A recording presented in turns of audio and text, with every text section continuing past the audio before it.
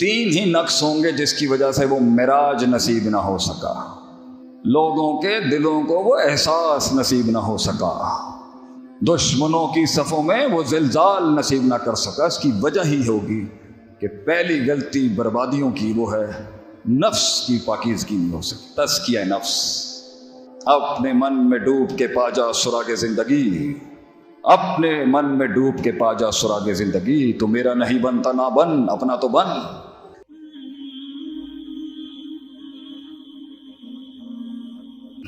بات ہے آدم علیہ السلام کی تخلیق پر، اور وہ جو اس کی اولاد ہے، وہ سلسلے کو دنیا میں آج تک چلتا آ رہا ہے وہ سلسلہ، کہ آدم علیہ السلام کی تخلیق پر 2 بڑے اعتراض کیے گئے، 2 مختلف مخلوقوں نے کیے۔ ایک فرشتوں کا اعتراض تھا کہ اتجعل فیہا من یفسد فیہا ویسفک الدماء، کہ آپ پھر سے اختیار کے سلسلے کو شروع کر رہے ہیں۔ یہ کہانی ایک اختیار کے اوپر مبنی ہے، جس کو اختیار نہیں ملا اس کا چیپٹر دوسرا ہے، لا یعصون اللہ ویفعلون ما یؤمرون، ان سے گناہ سرزد ہی نہیں ہو سکتا۔ یہ کہانی ان کی نہیں ہے، وہ اس کہانی کا جز ہیں، کل نہیں۔ فرشتے جو ہیں، اصل یہ کہانی ہے اختیار کی، کہ اللہ نے مخلوق کے اندر اختیار کی چپ کو لگانے کا فیصلہ کیا کہ میں اسے اختیار دیتا ہوں کچھ، تو اس پر ماضی کے ریکارڈ کے مطابق انسانوں سے پہلے جس کو اختیار دیا گیا تھا، مفسرین تو یہی لکھتے ہیں کہ جو انہوں نے اعتراض پیش کیا کہ تو پھر بنا رہا ہے، پھر اختیار دے رہے اس کو، جو زمین میں فساد کرے گا اور پھر خون ریزیاں کرے گا اور پھر تیری نافرمانیوں کے باپ گرم کر دے گا۔ اگر مقصود تیری حمد و ثنا ہے، وَنَحْنُ نُسَبِّحُ بِحَمْدِكَ وَنُقَدِّسُ لَكَ، تو ہم تو تسبیح اور حمد کھل کے بیان کر رہے ہیں۔ کوئی لمحہ اور کوئی ایسا مکان اور زمان نہیں ہوگا جہاں پر کوئی فرشتہ اللہ کی عبادت نہیں کر رہا، تو اس کو دینے کی کیا ضرورت ہے؟ تو فرشتوں کا یہ بہت بڑا اعتراض تھا، جس پہ اللہ نے کہا انی اعلم ما لا تعلمون، میں جانتا ہوں جو تم نہیں جانتے۔ اور اس نے بھی اعتراض پیش کیا، اس نے اختیار پہ اعتراض پیش نہیں کیا کہ تو انسان کو انا ہدیناہ سبیلا اما شاکرا و اما سبیلا کے تحت اختیار جو دے رہا ہے، اس نے اختیار پہ اعتراض نہیں کیا، اس نے امتیاز پہ اعتراض کیا کہ اس کو تو نے کیوں سجدہ کروا دیا ان کا۔ وَإِذْ قُلْنَا لِلْمَلَائِكَةِ اسْجُدُوا لِآدَمَ فَسَجَدُوا، اس کو کیوں تو نے امتیاز دے دی میرے اوپر؟ انا خیر منہ، میں ہر جہت ہر لحاظ سے بہتر تھا۔ آدم علیہ السلام کی تخلیق پر اور ان کی ذریت کے اس سلسلے حیات اور وفات کے اوپر بڑی سخت اعتراضات ہوئے آسمانی دنیا پر۔ تو اللہ نے پھر کہا، ایک جگہ کہا انی اعلم ما لا تعلمون، لیکن جب اس نے اعتراض کیا ابلیس نے، انہوں نے تو کہہ دیا ایک اچھے شاگردوں کی طرح سبحانک لا علم لنا الا ما علمتنا، کہ اللہ تو پاک ہے، تو بہتر سمجھتا ہے۔ مقصد ہمارے اعتراض کا کوئی جرا نہیں تھی نعوذ باللہ تیرے حکم پر، ہم نے تو صرف جو دیکھا اس کے تحت بولا، ہمیں معاف کر دے، تو زیادہ عالم ہے۔ یہی شاگردوں کا، یہی استادی شاگردی کا اصول ہے کہ اہل علم کے آگے علم کی نسبت وہاں لوٹا کے خاموشی اختیار کی جاتی ہے، لیکن یہ نہیں مانا، یہ ایک اور آگے چلا گیا معاملہ۔ اللہ نے کہا کہ کیوں نہیں تو نے سجدہ کیا؟ اذ امرتک، اگرچہ بولنے کی ضرورت نہیں تھی، لیکن پھر بھی وہاں پر اس آیت میں اللہ کہتے اذ امرتک کی بات ہونی نہیں چاہیے تھی، اللہ کا حکم ہے، بات ختم۔ اس نے آگے سے دلیل پیش کر دی، بات ہے خلقتنی من نار و خلقتہ من طین، کہ مجھے آگ سے بنایا، اس کو مٹی سے بنایا، کسی لحاظ سے کوئی معیار نہیں بنتا۔ تو بہرحال سلسلہ تخلیق کے اوپر جو اعتراضات تھے اس پر بات نہیں کروں گا، لیکن جو وہ چیلنج تھا نا اس نے اللہ کو دیا، جو چیلنج اس نے دیا، اللہ نے اس گستاخی پر بھی کہا کہ جاؤ جنت، اب نکل جاؤ تم آسمانی دنیا میں، اس غلاظت کے ساتھ نہیں رہ سکتے۔ تو اس سے ایک اصول یہ بھی نکلتا ہے، ہر کسی کو جواب نہیں دیا جاتا اور ہر کسی کے منہ نہیں لگا جاتا۔ یہ بڑے کی شان نہیں ہے کہ وہ ہر کسی کو جواب دے، اگرچہ جب آگے عناد اور تکبر اور جہالت کھڑی ہو، ابا واستکبر وکان من الکافرین، اس نے جاتے ہوئے بھی اس نے پھر بڑا کام کر گیا ہے۔ اگر تو نے اتنی بڑی گستاخی کر ہی لی تھی اتنے بڑے علام الغیوب کے آگے، اپنے علم کے نقص اور اپنے تزکیے کی کمی اور اپنے نفس کی تقلیل کے اوپر تو قبول نہیں کر سکا اللہ کے فیصلے کو، اس کے بعد اس نے پھر چیلنج کیا اس ذات کو کہ لئن اخرتنی الی یوم القیامہ، تو مجھے قیامت کی صبح تک کی مہلت دے دے اللہ، لاحتنکن ذریتہ، میں ثابت کر دوں گا نعوذ باللہ تیرا فیصلہ ٹھیک نہیں تھا، میں تجھے ثابت کر دوں گا یہ اس شرف اور ظرف کے قابل نہیں تھا جس کے لیے تو نے مجھے نیچے کر دیا۔ اور ایک جگہ پہ تو کہتا ہے قال ربی بما اغویتنی، تو نے پلاننگ کی ساری مجھے گمراہ کرنے کی، نعوذ باللہ۔ اللہ پر اس نے اتنا بڑا کلام کر دیا، تو اللہ کی شان کے مطابق اور ایک بڑے کی شان کے مطابق یہیں سے ہمیں سمجھ میں آتا ہے کہ بڑا کیسے بنا جائے۔ اللہ کو سمجھ کے انسان کو پتہ چلتا ہے کہ بڑا کیسے بنتا ہے آدمی۔ وَلَهُ الْمَثَلُ الْأَعْلَىٰ، اللہ کے لیے اعلیٰ ترین مثالیں، لَيْسَ كَمِثْلِهِ شَيْءٌ، اللہ کو مخلوق پر قیاس نہیں کیا جا سکتا، لیکن سیکھا اللہ سے ہی جائے گا کہ بڑے اور چھوٹے کا امتیاز کیسے رکھا جاتا ہے۔ تو 3 لیولز پہ اللہ نے اس کو زیادہ دیا نہیں کچھ، اور یہ اللہ کی شان ہے کہ اللہ ہے۔ جب اس نے اتنی بڑی بات کر دی تو جواب لازم تھا، اور وہ لازم ہی تھا جب اللہ نے کہا کہ تو چیلنج کیا کرتا ہے، میں چیلنج اور بڑھاتا ہوں، وَاسْتَفْزِزْ مَنِ اسْتَطَعْتَ مِنْهُمْ بِصَوْتِكَ، میں تجھے آواز کی طاقتیں دیتا ہوں جو اس کے پاس تیرے خلاف نہیں ہوں گی، میں تجھے طاقتور کرتا ہوں اس کے مقابلے میں، یہ کیا تیرے مقابلے میں طاقتور ہوگا، وَأَجْلِبْ عَلَيْهِمْ بِخَيْلِكَ وَرَجْلِكَ، میں تجھے پیادوں کی فوج دیتا ہوں، میں تجھے کثرت الرجال دیتا ہوں، میں تجھے ایسی آرمیز دوں گا جو اس کے پاس نہیں ہوں گی، وَشَارِكُمْ فِي الْأَمْوَالِ وَالْأَوْلَادِ، اور میں تجھے اس کی مال اور اولاد میں شرکت کے لیے میں اجازت دیتا ہوں، ہوگی اس کی اولاد مگر تو ہوگا پیچھے، ہوگا اس کا مال مگر تو ہوگا پیچھے، جا تجھے اس کی بھی اجازت دی، وَعِدْهُمْ، اور تجھے اس کے سینے کے اندر وسوسے دینے کی بھی طاقت دیتا ہوں میں تجھے، اور تو اس کو وہاں سے دیکھ سکتا ہے من حیث لا ترون، جہاں سے یہ تجھے نہیں دیکھ سکتا، اور یجری کمجری دم کے مستاق میں تو اس کے خون میں داخل ہو سکتا ہے، یہ تجھ میں داخل نہیں ہو سکتا۔ چیلنج ہم بڑھاتے ہیں، تو کیا بڑھائے گا؟ اب میرا اعلان سن، اللہ نے پھر کہا، اور میں یہ بھی نہیں کہتا کہ تو سارے کے سارے بچ جائیں گے، جو تیرے پیچھے لگ گئے کہانی وہاں ہی ختم، میں جہنم کو بھر دوں گا اس سے۔ میرا چیلنج سن، تمام انسانیت کو لے کے میرا چیلنج نہیں ہے، ان عبادی، یہ عباد کے لفظ کے ساتھ جو یا متکلم کی لگی ہے، سارا فلسفہ اس جنگ کا اس کے اوپر ہے۔ عباد بندے، عبادی میرے بندے ہوں گے، لیس لک علیہم سلطان، یہ میرا چیلنج ہے، تو انہیں نہ ان سخت راتوں میں اور نہ ان دنوں کے اندر ان روشنیوں میں تو گمراہ نہیں کر سکتا، یہ میرا چیلنج ہے تجھے۔ وہ ان دیکھے اللہ، ان دیکھی جنت، ان دیکھی جہنم، ان دیکھے فرشتے اور ان دیکھے جنات کے بعد بھی وہ میثاق پورا کر کے دکھائیں گے تجھے، یہ میرا چیلنج ہے۔ جہاں تو یہ کائنات کے وجود کے اندر اگر وزن ہے تو صرف اس قوم کا ہے جس نے اللہ کے اس چیلنج کی لاج رکھی ہے آج تک، اور یہ اس دنیا میں آنے کے بعد یہ سلسلہ اختیار کو استعمال کرنے کا اور اس اختیار کو اللہ کے مطابق استعمال کرنے کا، یہ صدیوں سے چلتا آ رہا ہے ایک پیڑھی سے۔ جس دن یہ ختم ہو جائے گا یہ کائنات بھی ختم ہو جائے گی، اور اللہ فیصلہ کر دے گا کہ بس سور پھونک دیا جائے، اب ہماری عزت کی لاج رکھنے والے اب ختم ہو چکے ہیں اس دنیا میں۔ تو انسان اس دنیا میں اس اختیار کو نبھانے آیا، اور اس اختیار کو استعمال کرنے میں بڑی غلطیاں لگ گئی لوگوں سے، بڑے معاملے خراب ہو گئے اس اختیار کے پیچھے۔ تو میری زندگی کیا ہمیشہ ایک نقطہ نظر رہا ہے، اگرچہ ہم جنگی آدمی ہیں، بڑی جنگیں لڑنی پڑتی ہیں انسان کو زندگی میں، ایک بیج کو، ایک کلی، ایک ذرے کو پہاڑ بنانے کے لیے، کہ میں کیسے جان لوں کہ مجھ سے غلطی کہاں ہو رہی ہے، ہم یہ کیسے جان لیں کہ پانی رستہ بنانی پر غلطی کہاں ہو رہی ہے۔ اگر 600 پر والا آج بھی زمین پر ہماری نصرت کے لیے نہیں اتر رہا تو کیوں نہیں اتر رہا؟ حق قلت کا شکار رہے گا، الا قلیلہ کھڑی ہے قرآن میں، لیکن لازمی نہیں ہے کہ حق اپنی بات نہیں منوا سکے، حق اپنی ترویج نہ کروا سکے، حق اپنی تشہیر نہ کرا سکے، یہ بھی ممکن نہیں ہے۔ تو نوح علیہ السلام کے 18 کے ایمان لانے کی دلیل کے اوپر اکتفا کرنا بھی ٹھیک نہیں ہے ایک لحاظ سے، حق میں اتنا دم ہوتا ہے کہ وہ مجمع کو قائل کر کے جاتا ہے،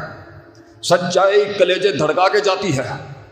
لوگوں کے اندر ایک احساس بن کے جاتی ہے، لفظوں کو ایک کلام بخش کے جاتی ہے، کلاموں کو کتاب بخش کے جاتی ہے، وہ سچائی ہے۔ تو یہ کیا ہوا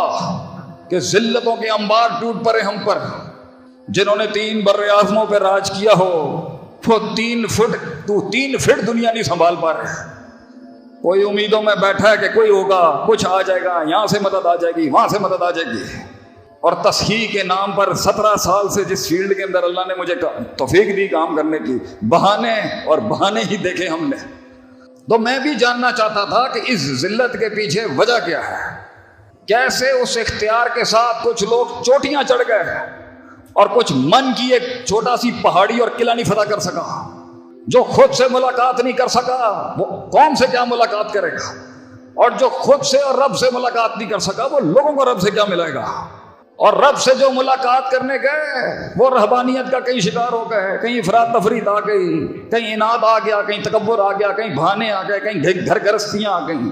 تو میں یہ جاننا چاہتا تھا کہ وہ کس طرح پتہ چلے گا قرآن کا کوئی کلی قاعدہ، جسے ہم کلیات کہتے ہیں شریعت میں، وہ کلی قاعدہ جس سے ہمیں پتہ چل سکے کہ مسئلہ کدھر کھڑا ہے۔ بچے اگر کہائے میں نہیں ہیں، مسئلہ کہاں کھڑا ہے؟ ٹاپ مینجمنٹ، ٹاپ لیڈرشپ، اعلیٰ قیادت اگر چھوٹوں کے ساتھ ہم آہنگ نہیں ہو پا رہی، کیا مسئلہ ہے؟ ہمارا بول بک نہیں رہا، کیا مسئلہ ہے؟ ہماری قیمت نہیں لگ رہی صحیح، کیا مسئلہ ہے؟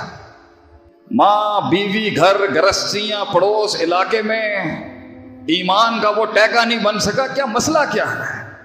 وہ معصوم مکے کی گلیوں میں گھومنے والا وہ معصوم پوری دنیا کو ایک دستخط دے کے چلا گیا علیہ الصلوۃ والسلام، اور میں اپنے من کے اندر کے جن کو قائل نہیں کر سکا، کیا مسئلہ ہے؟ تو اللہ نے قرآن کے اندر ایک ایسی آیت دکھائی اور سمجھائی جس میں اللہ کہتا ہے کہ یہ ہیں 3 محل جہاں پر غلطی ہو رہی ہوگی کہیں نہ کہیں۔ اس اختیار کے ساتھ کہ انسان کو اللہ نے احسن تقویم تک پہنچایا تھا، وہ اسفل سافلین تک، یہ اختیار کو برباد کیسے کرتا ہے انسان، اور اس اختیار کے ساتھ اس احسان اور امامت کے درجے پہ کیسے فائز ہوتا ہے، اور اسی اختیار کے ساتھ ردی کیسے بنتا ہے، یہ سب موجود ہے اللہ کی کتاب کے اندر۔ تو اللہ تعالیٰ قرآن میں فرماتا ہے کہ لَقَدْ مَنَّ اللَّهُ عَلَى الْمُؤْمِنِينَ إِذْ بَعَثَ فِيهِمْ رَسُولًا مِّنْ أَنفُسِهِمْ۔ انسانوں پر، کائنات پر ہمارا تو ایک احسان ہے کہ ہم نے بنا دیا تمہیں، پھر اس کے بعد اس سے بڑا احسان کیا ہے کہ ہم نے تمہیں اختیار دیا کہ جاؤ ہماری تعریف کر کے دکھاؤ۔ اگرچہ نبی صلی اللہ علیہ وسلم فرماتے تھے اللہم لا احصی ثناء علیک انت کما اثنیت علی نفسک، اللہ میں تیری وہی حمد کرتا ہوں جو تیری خود تو کر سکتا ہے، کیونکہ تجھ سے زیادہ تجھے کوئی نہیں جانتا، میری وہی ڈال دے جو تو خود کرتا ہے۔ تو اس کے بعد اللہ فرماتا ہے کہ میں نے تمہیں اختیار دیا، اور میں نے اس اختیار کے بعد تمہیں تمہارے نفس کے حوالے نہیں کیا۔ انسانیت پہ سب سے بڑا احسان اگر اللہ کا ہے کہ میں نے تمہیں تمہارے نفس کے اور عقلوں کے حوالے نہیں کیا، میں نے تم پر کائنات کی عظیم ترین ہستی ایک نبی بھیجا۔ مننا ایسا احسان کہ تم سوچ نہیں سکتے، وَلَا تَكِلْنِي لِنَفْسِي طَرْفَةَ عَيْنٍ، اپنی نفس کے حوالے نہیں کروایا تمہیں کہ تم قیاس آرائیاں کر کے صحیح اور غلط پہچان لو، تم اپنی قیاس آرائیاں کر کے سمجھ لو کہ حرام کیا ہوتا ہے حلال کیا ہوتا ہے، تمہیں رستے اندھیروں میں نہیں دکھ رہے ہوں گے تو میں نے تمہیں تمہارے نفس کے حوالے نہیں کیا، میں نے نبی بھیجا تمہارے لیے۔ اور وہ کیا کرتے تھے؟ انبیاء کی جتنا سلسلہ ہے وہ 4 کام کرتے تھے۔ یتلو علیہم آیاتہ، وہ اللہ کے پیغام کو صبح شام تلاوت کرتے تھے۔ ویزکیہم ویعلمہم الکتاب والحکمہ، تزکیہ، تعلیم، حکم، self purification, self augmentation, self reflection, standardization, علم، حکمت، دا آرٹ آف وار، اپنے علم کو استعمال کرنے کی طاقت۔ یہ 3 محل کے اندر ہی غلطی ہو رہی ہوگی، چاہے صوبہ ہو، وفاق ہو، قوم ہو، ملک ہو، امت ہو، گھر ہو، علاقہ ہو، ضلع ہو، تحصیل ہو، ادارہ ہو، 3 ہی نقص ہوں گے جس کی وجہ سے وہ معراج نصیب نہ ہو سکا، لوگوں کے دلوں کو وہ احساس نصیب نہ ہو سکا، دشمنوں کی صفوں میں وہ زلزال نصیب نہ کر سکا۔ اس کی وجہ ہی ہوگی کہ پہلی غلطی بربادیوں کی وہ ہے نفس کی پاکیزگی نہیں ہو سکتی، تزکیہ نفس۔ اپنے من میں ڈوب کے پا جا سراغ زندگی، اپنے من میں ڈوب کے پا جا سراغ زندگی، تو میرا نہیں بنتا نہ بن، اپنا تو بن۔ اپنے اندر جھانکنا کہ میں کون ہوں، میں کیا ہوں۔ تو یہ نفسیات کے مسئلے، تکبر، حسد، عناد، احساس کمتری، احساس برتری، بخل، شح، سستی، کاہلی، یہ مسائل ہیں جس کی وجہ سے انسان تقلیل اور قلت اور اس ذلت کو اپنا لیتا ہے اور کم پہ استقرا کر لیتا ہے۔ نبیوں نے آ کے لوگوں کی نفسیات کو بیلنس کیا ہے، اور سائیکالوجی آج پڑھائی جاتی ہے دنیاوی اداروں میں۔ بہرحال تزکیہ نفس، انبیاء نے آ کے یہ ٹھیک کیا لوگوں کا، یہ ٹھیک کیا انہوں نے۔ ان فی الجسد مضغہ، اصل میں فرمایا جسم میں ایک گوشت کی ایسی بوٹی ہے، ایک ایسی بوٹی ہے گوشت کے اندر، there is a piece of flesh in your body، اذا صلحت صلح الجسد کلہ، اس کو ٹھیک کر لے پوری جسم کی پرفارمنس ٹھیک ہو جائے گی۔ وَإِذَا فَسَدَتْ، اگر یہ فاسد ہو گیا اپنے اصول کے لحاظ سے، ادراکات کے لحاظ سے، جذبات کے لحاظ سے، احساسات کے لحاظ سے، قوت ارادہ کے لحاظ سے، قوت استدلال کے لحاظ سے، اپنے پرسیپشن کے لحاظ سے، وضع الشیء علی موضعہ کے لحاظ سے، چیزوں کو صحیح محل پہ رکھنے کے لحاظ سے، عدل کے لحاظ سے، افراد تفرید کے لحاظ سے، وسط کے لحاظ سے، نوعیت کے لحاظ سے، توسع کے لحاظ سے، تنوع کے لحاظ سے، چیزوں کی گہرائیوں کو سمجھنے کے لحاظ سے، علم کے لحاظ سے، خیر اور شر کے موازنے کرنے کے لحاظ سے، اگر تیرا قلب فاسد ہو گیا، نیت کے لحاظ سے، وہ نیت اگر عزم نہ بنی، وہ عزم اگر قصد نہ بنا، وہ قصد اگر عمل نہ بنا، وہ عمل اگر نتیجے نہ لا سکا، وہ نتیجے اگر محاسبہ نہ کرا سکا، وہ محاسبہ اگر انابت نہ کرا سکا، وہ انابت اگر توبہ نہ کرا سکی، تو اسی علم کو اللہ کہتا ہے کمثل الحمار یحمل اسفارا، یہ گدھے ہیں جنہوں نے صرف کتابیں یاد کرنی۔ اللہ کہتا ہے یہ دل اگر ٹھیک ہو گیا تو جسم دیکھ پھر کیسے کام کرتا ہے۔ وَإِذَا فَسَدَتْ، یہ کلیجہ اگر اندر سے ٹھیک نہیں ہوا، یہ روحانیت تباہ ہو گئی، تو پھر جسم سے ایسے ایسے کام، یہ فاسد کام کرا جاتا ہے۔ پھر آپ نے فرمایا اللہ، جملہ اسمیہ کے پیچھے عربی قواعد کا قانون ہے، اللہ وہی القلب، وہی القلب بھی اللہ کے نبی کہہ سکتے، اللہ حروف تنبیہ لگا، اللہ خبردار رہنا میرے امتیوں، وہی القلب، یہ کلیجے میں لطیف صدور جو ہے نا، اس کا خیال رکھنا۔ تجھے فرعون بھی یہیں سے بنائے گا، یہ تجھے بنی اسرائیل بھی یہیں سے بنائے گا، یہ تجھے متشدد بھی یہیں سے بنائے گا۔ تو متشدد، بڑا تشدد آیا ہوا آج کل لوگوں کا، تجھے متشدد بھی یہی بنائے گا دل تیرا، متساہل بھی تجھے یہی بنائے گا، تجھے متوسط بھی اسی کو کرنا ہے، بیلنس، تجھے بزدل بھی یہی بنائے گا، تجھے شجاعت اور تجھے بہادری کو ہینڈل کرنا اور بیلنس کرنا، یہ دل تھے، دل۔ میں امام ابن قیم رحمہ اللہ علیہ کا بڑا شدائی ہوں، بڑے مغربی فلسفوں کے آگے میدان جیتنے کا موقع ملا۔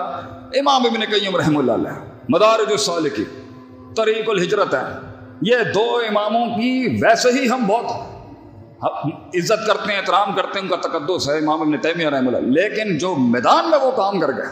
مدارج السالکین ایاک نعبد و ایاک نستعین کے بیچ میں احسان کے درجے تک پہنچنے کے لیے 60 درجوں پر کتاب لکھی ہے کہ وہ کیسے نصیب ہوتا ہے انسان کو، ان تعبد اللہ کانک تراہ فإن لم تکن تراہ فإنہ یراک، کہ ایمان کا درجہ تیرا وہاں ہو جہاں تجھے دکھنا شروع ہو جائے۔ اگرچہ موسیٰ کو اللہ نے کہا لم ترانی، دیکھ نہیں سکتا تو موسیٰ دنیا میں، لا تدرک الابصار، آنکھیں نہیں پہنچ سکتی ہیں اللہ کو، مگر وہ رویت بھی نہیں ملی تو ٹھنڈا نہیں ہوگا سینہ تیرا۔ تو ہم پڑھنے گئے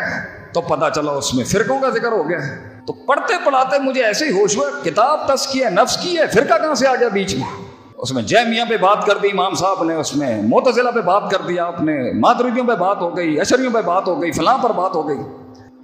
خوارج پہ بات ہو گئی، کرامیہ پہ بات ہو گئی، قدریہ پہ بات ہو گئی۔ تو میں پریشان، کتاب اللہ سے جوڑنے اور رلانے والی ہونی چاہیے تھی، فرق آ گئے بیچ میں۔ تو اس پر امام صاحب کا نقطہ ہے، پہلے نفسیات خراب ہوتی ہیں پھر باطل دلیل گھڑتا ہے آدمی، پہلے نفسیات میں نقص ہوتا ہے پھر فرقہ بنتا ہے انسان کی طرف سے۔ تو یہ فرقے بھی امام ابن قیم رحمہ اللہ کے تحت نفسیاتی مرض کی وجہ سے بنتے، کسی نے عقیدت میں کہاں پہنچا دیا اور الوہیت کا درجہ دے دیا، اور کسی نے بدعقیدگی میں وہاں گرا دیا نعوذ باللہ، جو ان کی شان کے، ان کے پیر کی مٹی کے بھی مقابل نہیں ہے۔ افراط تفریط. وہ رد کرنے گئے، وہ کچھ اور کر گئے. حقیقت، ایک حقیقت پہ کھڑا ہے، دوسرا مجاز پہ کھڑا ہے. علمی دنیا کے سرداروں کے جتنے بھی اختلاف ہم نے پڑھے، افراط تفریط. ہر مسئلہ اس طرح کا نہیں ہوتا کہ عصر کی نماز جا کے پڑھ لیں بنی قریظہ پہ، تو ایک نے پیچھے پڑھ لی ایک نے بعد میں پڑھ لی. کچھ مسئلے ہوتے ہیں کہ دونوں ٹھیک ہوتے ہیں، لیکن اکثر مسئلے اختلاف کے اندر بھی وہ شدت، نفسیاتی سائیکوپیتھیز، نفسیاتی امراض. اس لیے جمعہ تو ایک پورا تسلسل سے تزکیہ نفس پہ ہونا چاہیے، امراض القلوب پر ہونا چاہیے. اس لیے تو امام ابن قیم رحمہ اللہ کہتے ہیں امراض القلوب نوعانی ہے، دو ہی بڑی بیماریاں ہیں دل کی، باقی اسی میں سے نکلیں گے. الشک و شہوات، یا علم میں شک ہوگا یا نیت کو شہوت کھا جائے گی. ایک وجہ سے صبر نہیں ہو رہا ہوگا، دوسری وجہ سے یقین نہیں ہو رہا.